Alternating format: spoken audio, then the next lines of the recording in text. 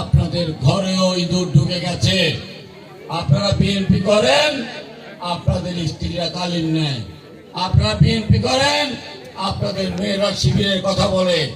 দয়া করে, মেহরবানি করে অল্প কয়েকদিনের মধ্যে হয় আপনার মেয়ে আপনার পরিবারকে ঠিক করেন, না হলে বিএনপি ছেড়ে আপনি জমা চলে যান। আপনি যদি আপনার পরিবারকেই কন্ট্রোল করতে না পারেন, দল করার কোনো অধিকার আপনার নাই। আর একটা কথা বলি, যারা আজকে নির্বাচন নামছে তারা খালি কলসি, বেশি বাঁচতেছে, পায়ে পায়ে ঝগড়া করবে, আপনাকে মারতে আসবে, আপনাকে গালি দেবে।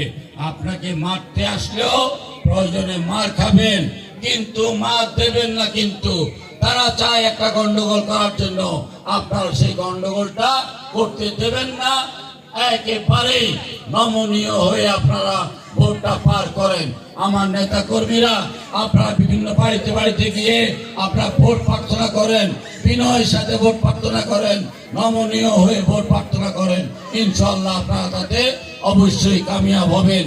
বিদেশ থেকে আমাদের অনেক নেতা কর্মীরা দীর্ঘ 3টি নির্বাচনে ভোট দিতে পারেন নাই। তারা হাজার হাজার লক্ষ লক্ষ টাকা খরচ করে তারা বাংলাদেশে আসছে নির্বাচনে অংশগ্রহণ করার জন্য। তাদেরকে সাথে নিয়ে আপনারা নির্বাচনী প্রচারণা করেন, ইনশাআল্লাহ আপনাদের নির্বাচনী প্রচারণায় বরকত হবে। আওয়ামী লীগকে ভালোবাসত, কিন্তু শেখ হাসিনা পাখির মতো মানুষকে হত্যা করার পর তাদের অনেকেই এখন আওয়ামী লীগ আর করতে চায় না। তারা যদি আওয়ামী লীগ ত্যাগ করে আমাদের সাথে আসে, তাদের যদি কোনো দুষ্কৃতি কর্মের, তাদের যদি কোনো রেকর্ড না থাকে, তারা যদি আপনাদের উপর অত্যাচার না করে থাকে, তারা যদি সমাজের কোনো ক্ষতি করে না থাকে, তাহলেও আপনারা ভোটের এই উৎসবে তাদেরকে সামিল করেন।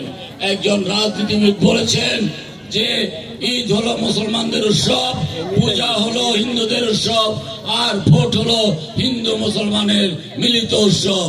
সেই উৎসবটা আমরা যেন সবাই মিলে পালন করতে পারি, সেই ব্যবস্থাটা আপনারা নেবেন।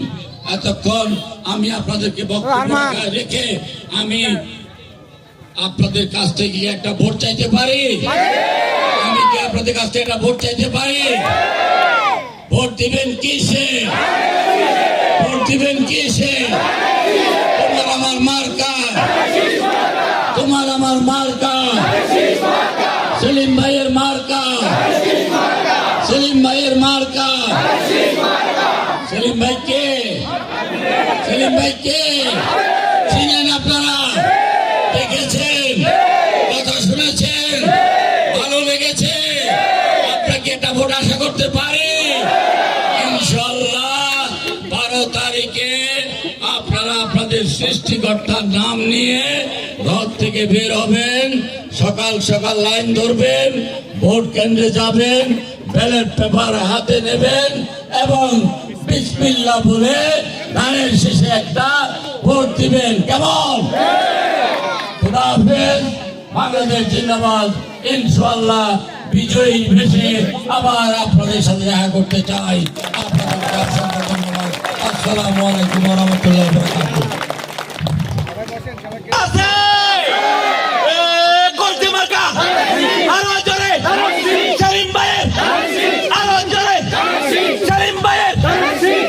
মধুপুরের কামারদিয়ার ইব্রাহিম মজুমদারের